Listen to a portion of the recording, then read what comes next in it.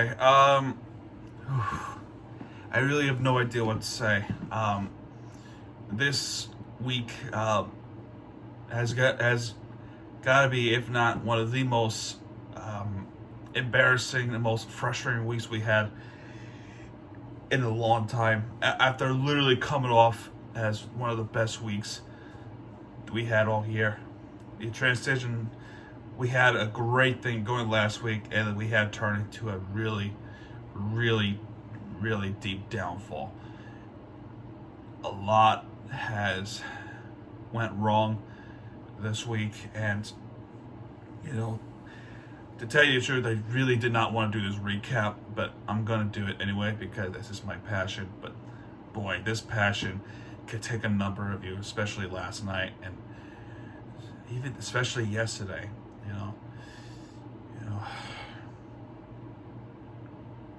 I don't know where to start. I have no idea where to start, honestly, because I know that if I talk about it, I'm afraid. And this is what I feel most. I'm not gonna lie to you, because I'm always known for not know, but I always know my ways to tell the truth. And there's one side of the story, and then there's this side, and that's their side of the story, and then there's the truth.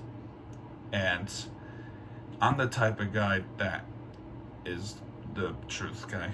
So, and to tell you the truth, I'm kind of stalling because I just don't want to do this recap, because I know that if I talk about this more, I'm probably gonna lose my mind.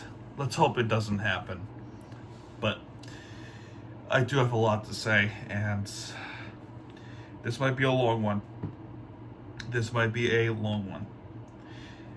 And I want to get the bad out of the way right away. Oh God. All right, here we go. Let's talk about the Marlins, shall we? Let's get the bad out of the way, like really bad. So Zach Gallen, who we traded away for Jazz Chisholm and another guy. Let's see. It was Pablo Lopez. We don't have to worry as much with him, right? Well, unfortunately, he gave up a home run, 2-run home run, which is 411 feet. It was Peralta. That makes it 2-0, and this is against Arizona, the team that is not very good. But after going on this week, we are proof that we are worse. That last week win streak was pretty fluke. Anyway, loop low single to right, which allowed Varsho to score 3-0. Peralta again single to center, which allowed Luke Peralta to score. That's 4-0. Loop low again single to right, which allows Permoto to score, and Varsho to third. That's 5-0 already. So it seems this week that the Marlins have a 7-inning magic, and what I mean by that is they can hit baseballs, and they can score runs, and that's mostly, if not all of them, in the 7th inning. It gets frustrating later on. So Chaz Chisholm single double to deep right, which allowed Garcia and Garrett Cooper to score, and now it's 5-2. And Jesus Aguilar single to shallow left, which allows Stallings and Jazz to score. And knowing Jazz, he will run for it because he is that fast. Turned out to be a pretty good trade. So, and at the end, we just couldn't. We had the moment at the end where we could probably hit a walk-off base hit, but in the end, it just did not matter because we fell pretty short. And yeah.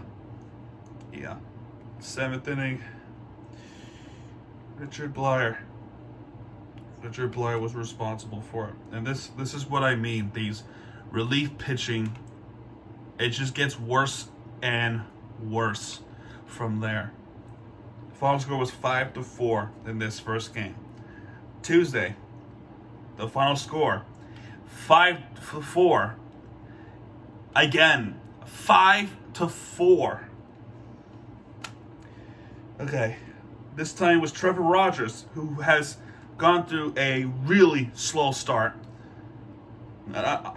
Trevor Rogers is not known for this, I promise you all. But for some reason, it's like this. Alright, Walker homered to center, which is a deep ball, 435 feet, 1-0 Arizona. Smith homered to right, 415 feet, which is 2-0. Marte hit a ground rule double, which is the bounce in the outfield and it goes over, which allowed Hummel to score. And then Walker doubled to left, which is 2 runs in, which is 5-0. 5-0 to start the game. Similar to what happened that other night, the first night. And Chaz Chisholm hits a ground rule double at first, which allowed Cooper and Anderson to score, which makes it 5-2. And a Jesus Aguilar single to left, which allows Stallings to score and Chaz Chisholm to score. So 5-4. That was the final score. Again. That's the deja vu. They start off 5-0, and then we come back to 4 points, and that's all. 2 nights in the row. Really? Like, where was this all game long? Where was that the other night? Are we seriously going to get swept? Go back to that Chaz Chisholm hit, that ground rule double. So, something happened.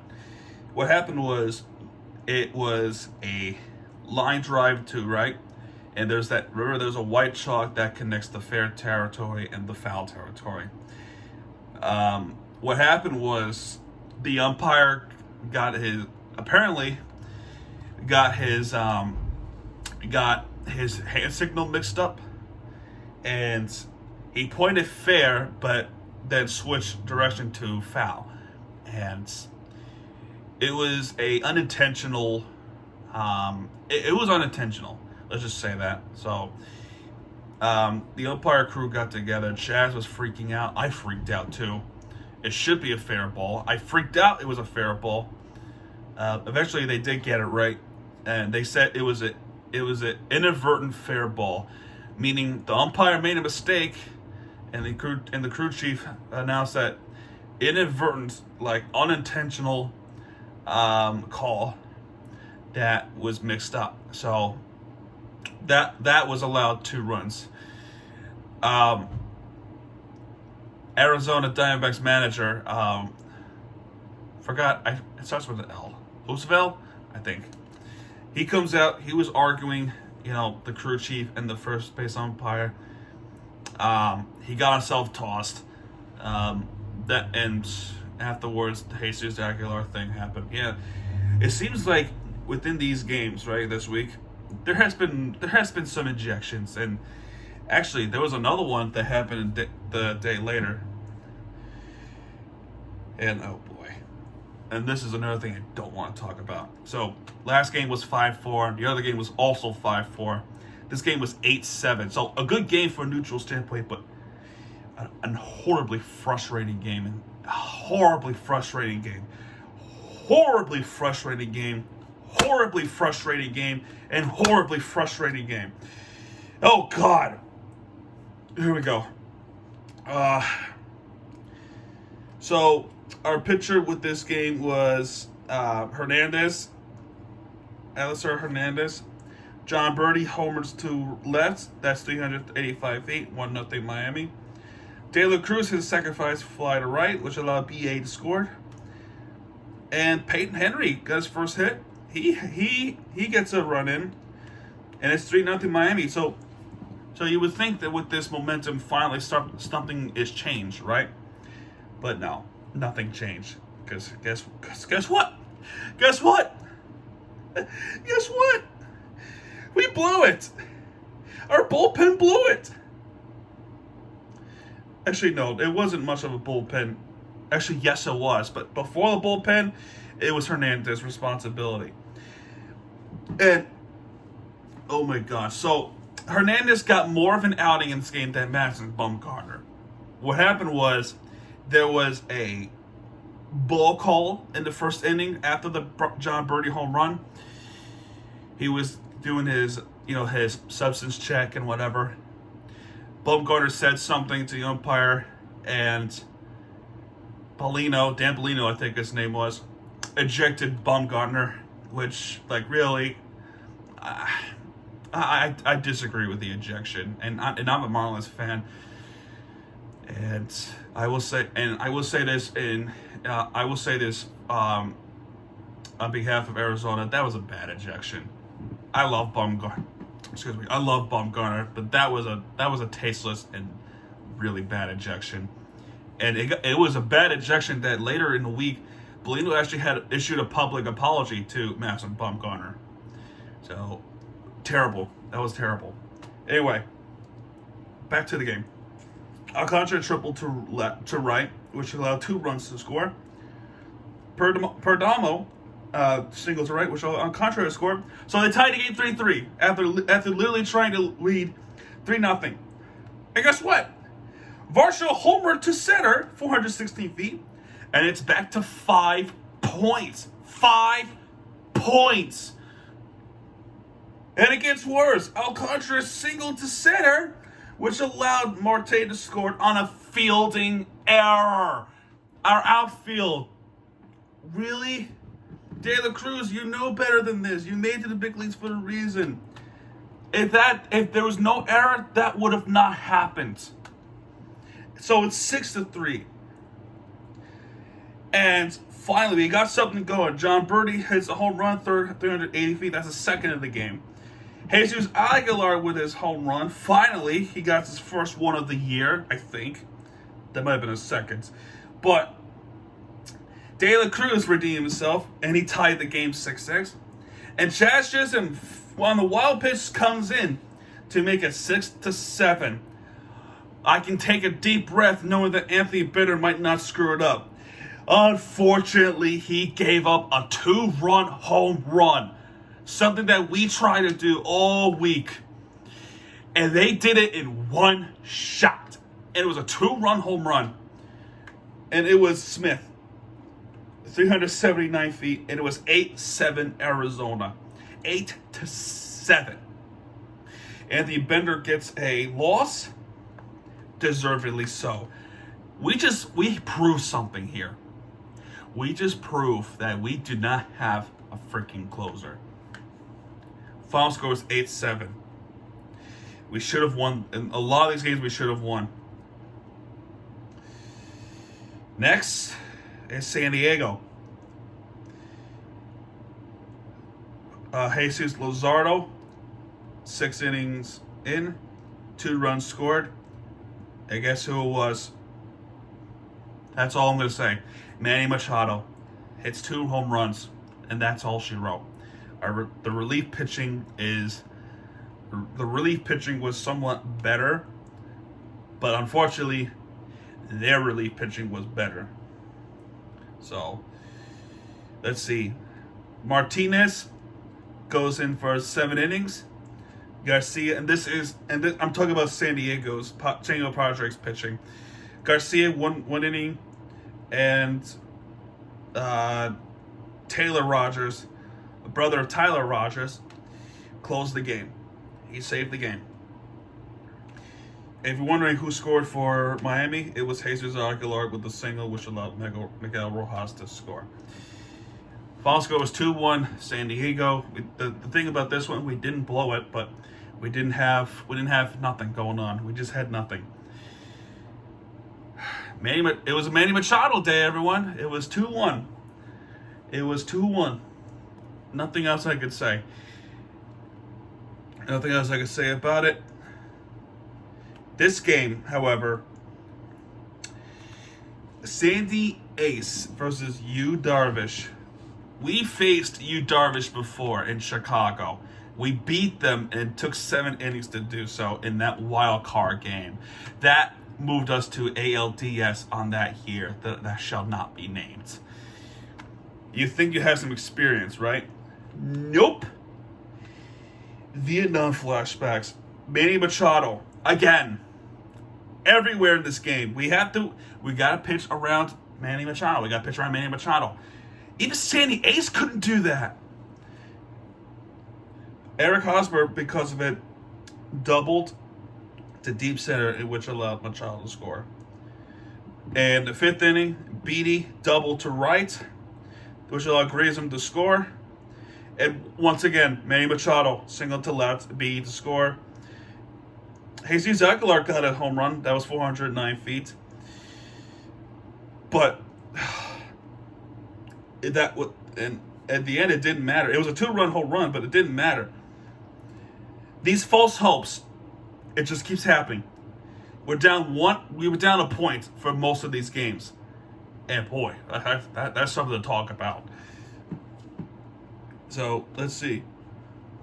Yeah, Sandy Ace, Richard Blyer, Scott, and Poteet in the relief pitching. And, it's not even, and this time it's not relief pitching's fault, shockingly. But it does end up being the fault in the last game. Thankfully, on Saturday, everything went our way. Well, for the most part of that day. But for the Marlins, turned out to be a pretty good one. So, Dundan homer to left. He made his major league debut on the very first pitch. Not very first pitch, but his first at bat. He hits a home run. So he joins the very short list of the player who hits a home run on the first at bat. And what do you know? He's actually Alex Rodriguez's nephew. So that's really cool. That's a nice family resemblance. So, major league debut. He joins Jeremy Hermida to make in which he did that on August 31st, 2005. And Mitch Linden, June 16th, 1993. And that's a very short list of Marlins who hit a home run on their first at bat in the major league debut. So that's really nice. That's something to take note of. Too bad they can't win games anymore. But let's see, Garrett Cooper doubled to left, Dunnan to score, and Stallings to score. 3-0 Miami. In the 8th inning, there was an ejection from Garrett Cooper. Yeah, I'm surprised by this ejection. Because Cooper is really not that type to really argue things, unless if it was Angel Hernandez's crew, which, by the way, he was part of that crew. But what I'm more surprised is the fact that when he was ejected, Don Mattingly didn't come out to argue. He didn't even come out to the dugout and back up his batter. He didn't even come out. I mean, did he knew there was an ejection? I don't know. I wasn't there for it. But you gotta know that if your player is ejected, you should come out and back them up. I'm surprised he did not do that. Nobody else is talking about this. Like, really? Really, Don? Why you didn't come out to argue with the umpire? You're the type who would do that. But you didn't do that here. Really? You didn't... I don't know anymore. I have no idea. But something did happen that... okay, so Jazz Chisholm doubled to right, which allowed De La Cruz score. Bases loaded. And this is all she wrote. Jorge Soler hits a grand slam. First one of his career. 405 feet. It was all over. And finally, something good happens. So, final score was 8-0. 8-0 Miami. Pablo Lopez had an outstanding pitching performance. And Lewis Head to finish the game. It was not a save. It was not a save opportunity, but it was a good one. And then yeah, that's all they wrote. 8-0. And last but not least for this week, that's how the Diamondbacks series again. Let's get this West Coast. Let's get this over with. Garrett Cooper has a sacrifice fly to right. That allowed Aguilar to score. That's in the 4th inning. And then Jazz Chisholm homer to center, which is a 413 feet, 2-0. So Trevor Rogers again, pretty slow, but had no issue. So Anthony Bender, who is supposed to be our closer, got an outing pretty early. I'm shocked. Anthony Baz got almost 2 innings in, but I feel like he should have stayed for the rest of that inning. O'Keart finished off the 8th inning, and then it was Cole Sulser to try to close the game. They were trying to close the game. I'm just so you know, I'm gonna probably lose my mind on this. I'm just gonna let you know right now. So if you're sensitive of rage or anger, turn off the video right now because I am going to freak out. So there was a 2-man on with 1 out, and then there was a ground ball to right side on the shift. That was Joey Wendell who throws to second. The ball was dropped, and the guy was trying to advance to third, but a good heads-up play by Miguel Rojas and Cole Sulser. Sulser ran to third, and he tagged them off. So a double inning. The double play didn't happen. That would have ended the game. So double play did not happen, and that no double play did not. That no double play really cost us the game. Pinch hitting. Jorge Alfaro, a former Marlin, comes in with just one pitch. Former Marlin. Remember this. One pitch. Cole Sulser, down the middle. He hits a home run. 449 feet. We were winning 2-0 all game long. By that one pitch, he ends the game on a walk-off 3-run home run. 3-2. I'm trying to maintain composure. There's something else you should know, right? Looking at this stat right here, and I'm going to tell you right now. This is for the whole season, right? First inning, 3.86 ERA. Second inning, 4.82 ERA. I'll show you right here. If you want to zoom in, you can. So, third inning, 1.93 on the third inning. Fourth inning, 3.54. Fifth inning, 3.54 again. Sixth inning, 2.25. Seventh inning, 1.29. Eighth inning, 2.25. Look at the ninth inning. 6.95. And one of them was including our former Marlin. Jorge Alfaro. Our former catcher. Bite us in the ass. And yet we trade away. This is what I mean, man. This is what I mean. We trade away the best hitters, the best players to a different team for something of a prospect. And later in the season or anywhere in the future, they come back to haunt you. This was an example. He was not known for hitting walk-offs, but when he does, it's special. He has hit walk-offs for us. Very rarely, but when he does, it's special.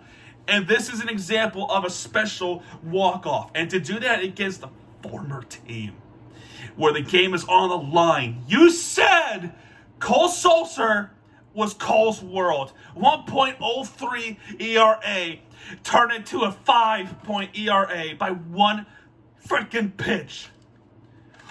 That 7-game winning streak was a fluke. It was for nothing. Wasted. And thank God they won on Saturday, because that would have been a 7-game losing streak. So that would have been a total waste. But because of this losing streak that came out of nowhere, and we were expected to be a good team now, turn into a fucking typical Marlins season that we all know and hate. Oh my God. Our relief pitching is so bad. We don't have a closer. Bender can't close, and now you're relying on Cole Sulzer, who also can't close? This is what I mean. You have to invest into the freaking relief pitching. I don't care if people will make fun of me. I don't care. I really don't freaking care.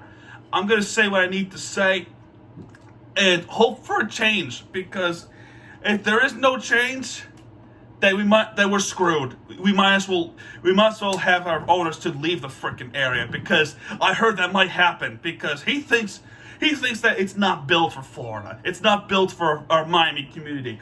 First off, it is so. And second of all, maybe if he didn't put the stadium in a really sketchy area like Little Havana next to Overtown, maybe more people would have came. Maybe you would have had a stadium in Miami Gardens. More people would have showed up because it's safe. And it's not even Sherman's fault. It's the different owners' fault who decided to build a Marlins park in the sketchy area like Little Havana. That did not help.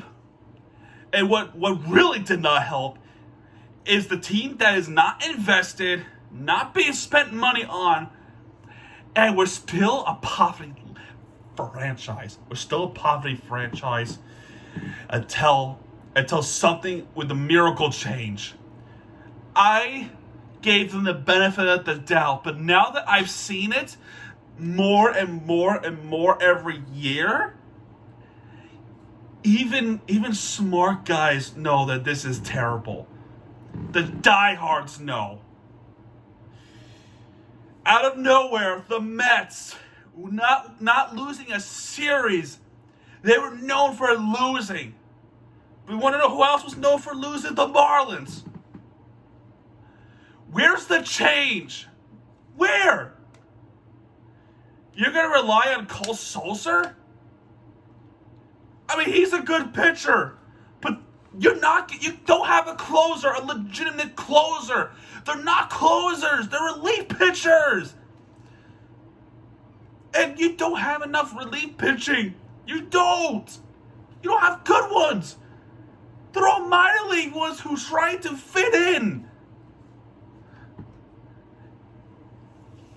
And then our former Marlin, Jorge bleeping Alfaro, ended the game with one freaking pitch. By the way, that whole week, except for Saturday, the whole week, we lost by one run. We lost by a run. 5-4, 5-4, 8-7, 1-2, 2-3, and 2-3 again. Only the difference between this 2-3 and the other 2-3 is at least we were losing the other game. At least we were trying to come back. We were down 3-0. This we lost. We were leading 2-0. And by one pitch by a former Marlin, we lost it. Take notes. Take freaking notes.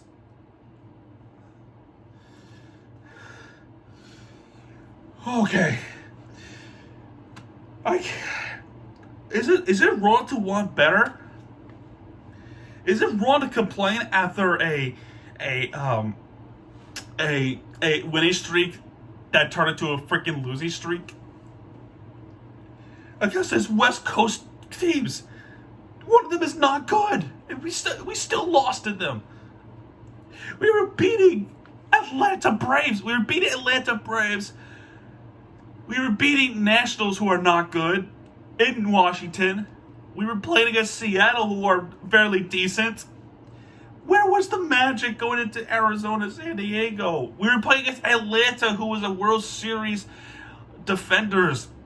They won the World Series, and yet we can beat them. Why can't you beat Arizona? They're a bad team.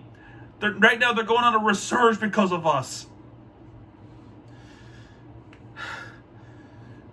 Speaking of Arizona, we have the series in Arizona.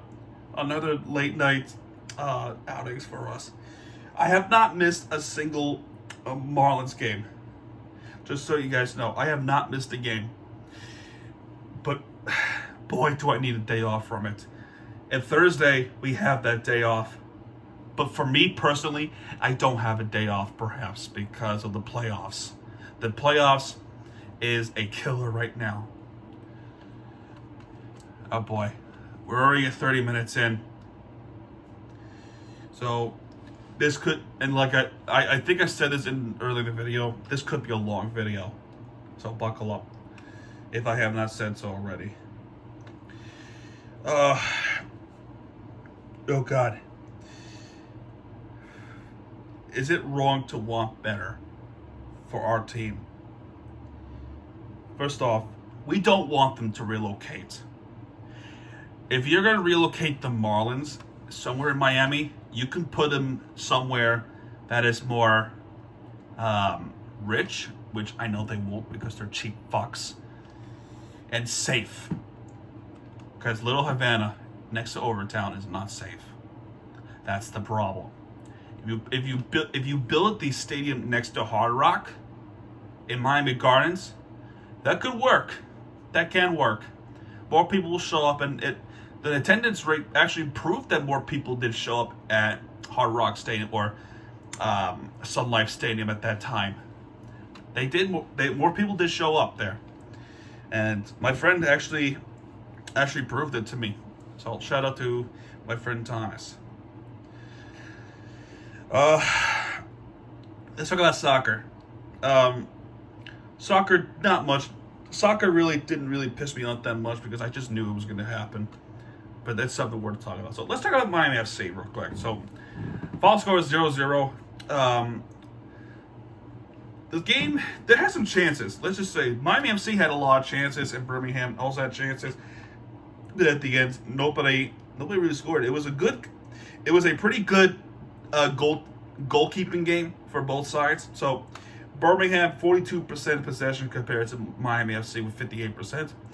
Shots on goal with 11 with 4 on goal for Birmingham, and 15 shots, 3 on goal for Miami.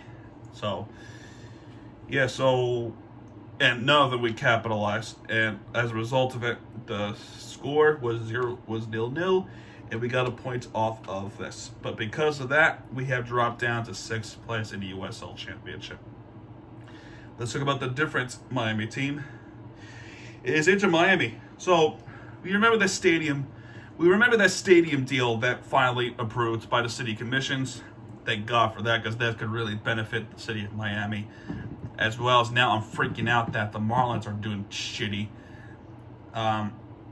We have lost 1-0 in Charlotte. So I don't know how I feel about this loss, because I just knew it was going to happen. We're known for losing bad games like this. But this one was against an expansion team, and we actually played them in the preseason.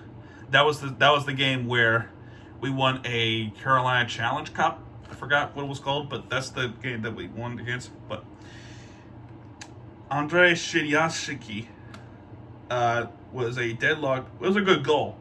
That was a pretty good goal, which ultimately ended the game for Inter Miami.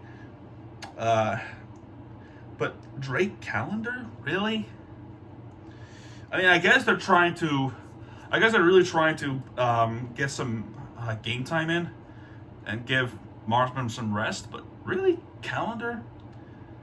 I mean, okay, to be fair, Diop from Montreal that came to Miami with us, he has some injury problems right now, so that's something to be fair with. But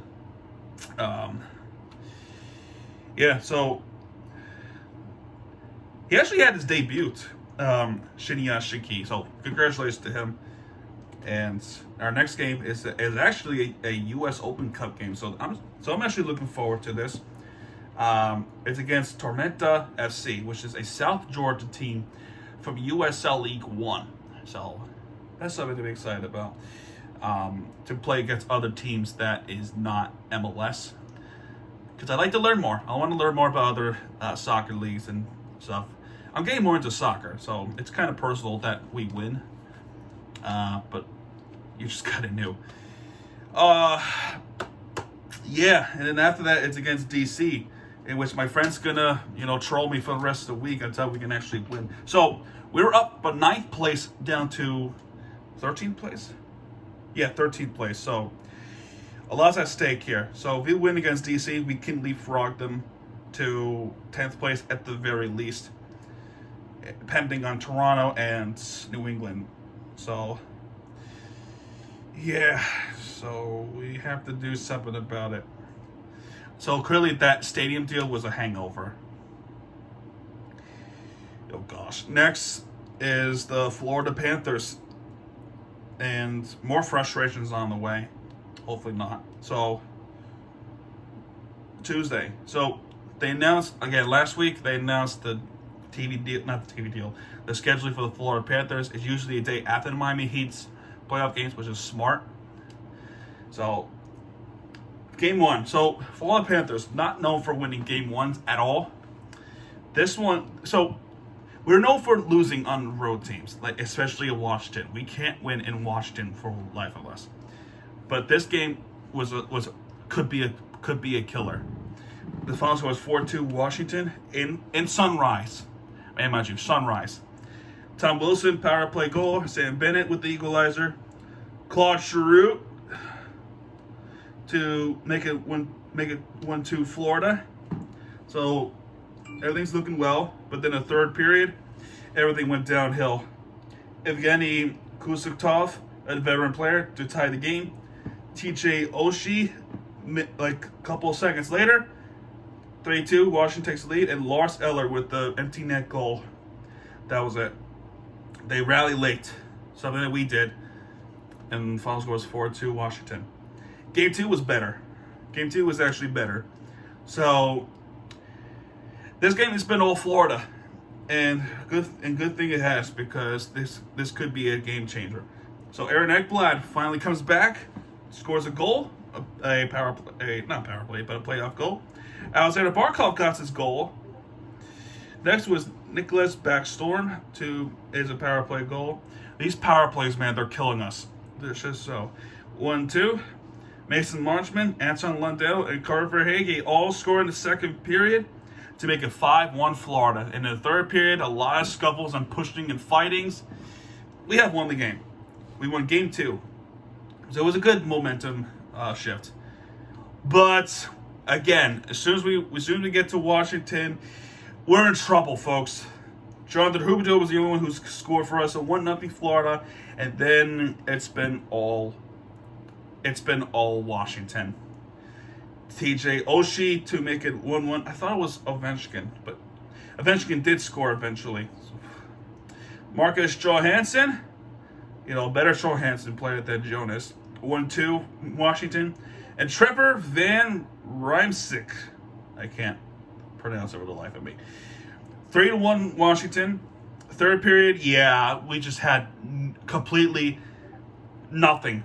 A lot of chances we had. A lot. And what's even more frustrating is we had more of a shot percentage than they did. More shots than they did. Actually, it turned out to be not true. But we had more penalty minutes than Washington did. That's the difference. A lot of calls actually went against Florida, and it really bite us in the rear end, because this one, it was Ovechkin who scored on a power play goal.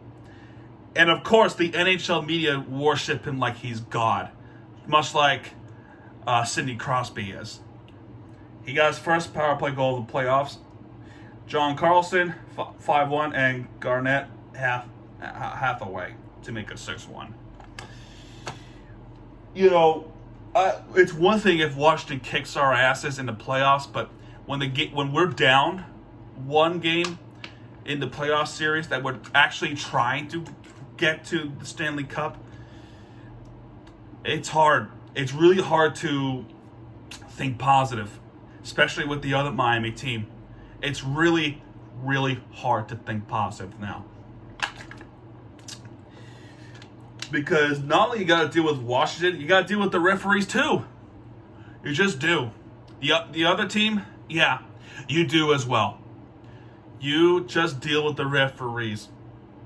the problem with this, right, and this is something that you should take notes, is that compared to these cities, right, our region, South Florida region, is actually a small market media area for sports. So it's a small market. We're down 18th or 8th. I don't remember what number it was, but we're a pretty small market.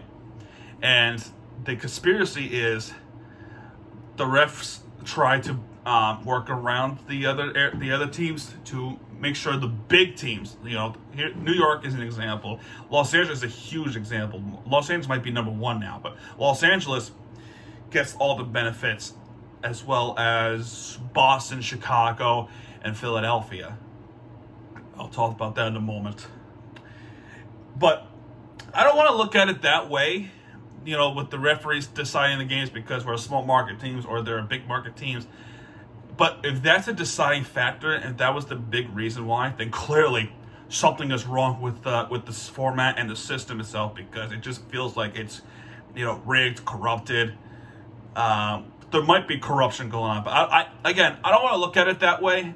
But again, you just can't help but wonder if that's the case of why. I doubt it, but if that's actually true, let's wait till tonight to talk more about it. Because if that's the case, if they don't have a penalty, but we do on all the possessions, all game long, because they get power plays and we don't, then yeah, something is wrong. And if anything, I look at it as a curse, because we won a President's Cup, and we do have a curse. We do have a curse, and the curse is real, and it could actually, and like I said, it could haunt us for the rest of the season.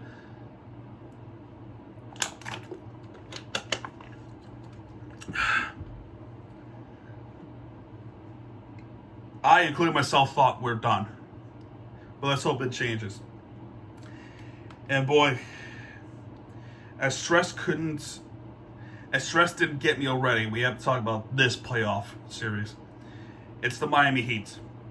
So 106-92, game 1. So very good. Joel Embiid was hurt because of his facial thing. There was a violation that actually happened later in the series, so we'll talk about that. PJ Tucker with 10 points, Jimmy Butler with Bama. PJ Tucker with 15 points. PJ Tucker with 10 points, Jimmy Butler with 15 points. Bam Adebayo with 24 points. Gabe Vincent with 10 points. And Max Strus with 5 points. As well as Victor Oladipo with 5 points. And Tyler Hero with 25 points. Clearly, they know how to play home games. And clearly, they can't play in the road game. So, everything was on our side in this one.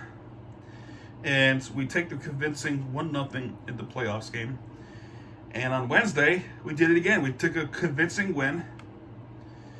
PJ Tucker with 6 points, Jimmy Butler with 22 points, Bam Adebayo with 23 points, Gabe Vincent with 7 points, and Max Strus with 9 points.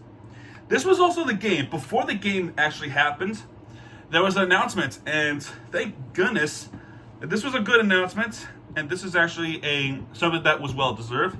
Tyler Hero got a six man of the year award. So congratulations to Tyler Hero for winning a 6 man of the year award.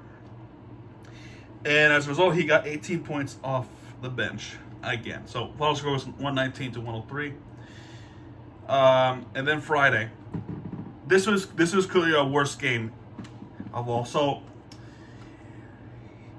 Joel Embiid was doubtful to return, and yet he played. So what is it? Bullshit? It could be bullshit. His first game back, you expect some rust. But he scored 18 points even with the mask. So you don't just look at Embiid. You don't just look at Harden. You also have to look at Danny Green. Remember him from the 2013 NBA Finals. Remember that. He was the guy. It was him, not Tim Duncan, not Tony Parker. Danny Green as well. Clearly he has come back to haunt us.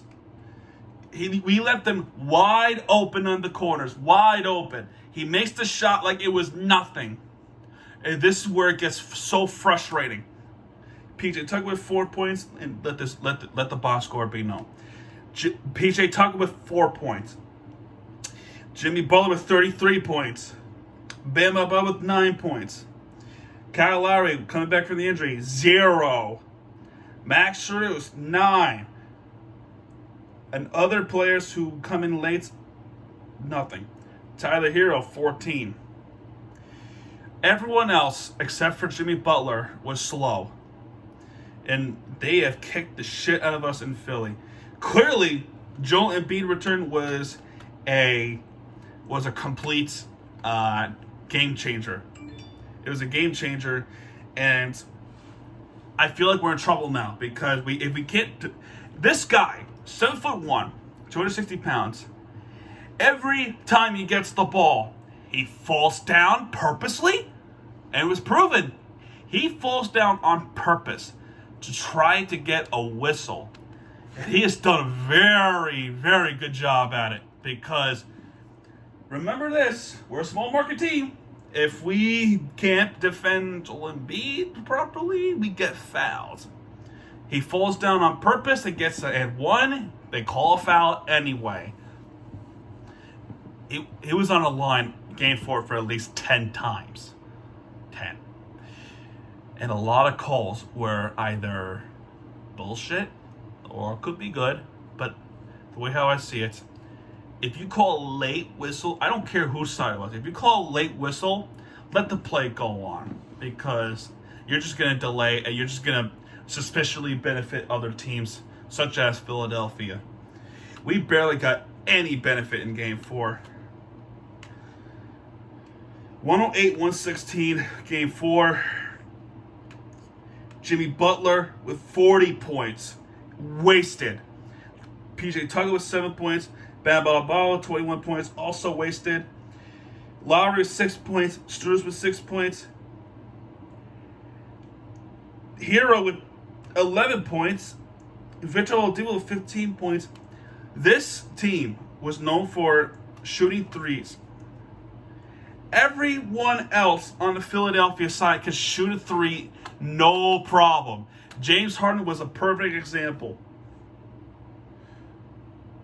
Because guess how many points he has on their side? 31.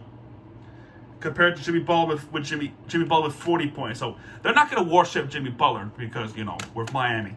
They're going to worship Joel Embiid and they're going to worship James Harden. Prime Harden is back. But they're overlooking that Jimmy Butler had 40 points. So, where was the team? Where were they? The defense gets them? Dwayne Dedman with the illness clearly bite us. But where was the three-pointing team? Man, they suck. I'm telling you, I'm sorry if I'm being harsh today, but this week was so frustrating. Think of this.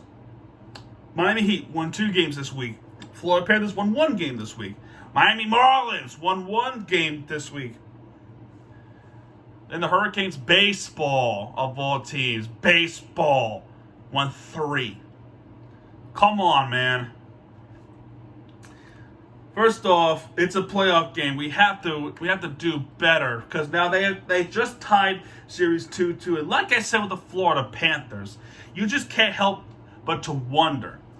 Now the game 5 is extremely important. It's a must-win now to get back to the winning column, get back to the lead, and hopefully finish off in Philadelphia in Game 6 on our favor, not their favor, not theirs. Because if they win and we're out, we're frauds, apparently. So here's my question. Is Phoenix frauds too? Because Dallas tied 2-2. You're mostly just shit-talk Miami Heat because for whatever reason. But boy, please, I'm more nervous than ever on Game 5. Because this game could be a deciding factor, as well as tonight could be a deciding factor. This playoffs really stresses me out, and I'm starting to hate it. But I want to win. We want to win a championship. We want to. It's our moment. We cannot let it go. We cannot let it go. Hey guys, a little edit. I just finished this video, and there is something I did forget to mention. So let's talk about this before we get to let's talk about this before we get to the winner of the week, which is the Miami Hurricanes I just mentioned. People are texting me. Let's talk about the F1 real quick. So there was actually a F1 weekend in Miami, Florida, Miami Gardens to be exact, because it was right outside of Hard Rock Stadium, which I went there twice in the same weekend. And there was actually a winner, and that winner is Max Verstappen. He is a winner of the F1 Grand Prix, so congratulations to him. So, yeah, it wasn't an easy race. It was a fun race to watch. Oh my gosh. F1 is actually a European motorsport, which is a little race cars, kind of like NASCAR, but a little race car that drives around. I should have, if I had the money and if I was down there, I would have definitely went, and I would have probably had a good time to watch. So maybe next time, if this was the case. And if there was a next time, I'm going to take this opportunity and I'm going to do it, because this was a really good race to watch. I was pretty entertained of it. So I hope they keep the track. I don't know if they will, but I hope they keep it. And if they do keep it, then there's something to look forward to in the future coming along with the F1 race. Miami. Again, we talked about the small market teams. We should think about this, that our market is actually going up, okay? The stadium deal for Inter Miami is a boost. This was a good one, too. A lot of people were there, and a lot of people had a good time. And hopefully it continues. And the only way it can continue is, A, we invest more into our freaking baseball team, and actually relocate. If they can relocate them somewhere else in Miami that's not Little Havana, because that place is not very good. Number 2, do something like Formula 1 did, F1. And 3, win a championship, plain and simple. So yeah, that is my theory as how it could be done. And yeah, anyway, back to the recap. You're probably gonna be shocked to know that, yeah, I picked the Miami Hurricanes. I have not talked about the Miami Hurricanes baseball that much, but this is something to take notes on, Marlins. Even though it's North Dakota State, look at this score. This was Friday. 22-0. How could a college team be better than a professional team? How? How? Another one. Wait, is this a recap? I think it was.